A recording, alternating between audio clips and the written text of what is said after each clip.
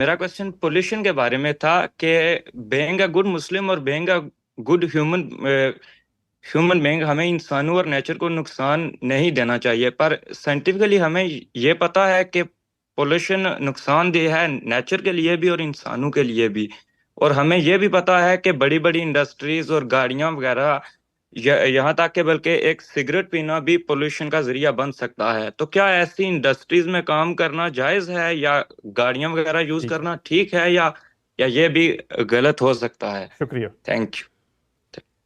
یہ جو عمومی نوعیت کے معاملات ہوتے ہیں ان کو شخصی زاویے سے نہیں دیکھتے۔ میں اگر کوئی اپنے دائرے میں ایسا کام کر رہا ہوں جس سے لوگوں کو نقصان پہنچتا ہے، ماحول کو نقصان پہنچتا ہے، جانوروں کو نقصان پہنچتا ہے، تو مجھے اس سے اجتناب کرنا چاہیے۔ لیکن وہ چیزیں جو عمومی نوعیت کی ہیں، گاڑیاں ایجاد ہو گئیں، وہ اپنے بعض فوائد کے لیے چل رہی ہیں، جہاز ایجاد ہو گئے، اسی طرح سے اور بعض چیزیں ہیں، ان میں انسانیت کو بحیثیت مجموعی اقدامات کرنے ہوتے ہیں۔ اس کا طریقہ یہ ہوتا ہے کہ آپ منظم ہوں، شعور پیدا کریں اور اس مقصد کے لیے اقدامات مل کے سوچیں۔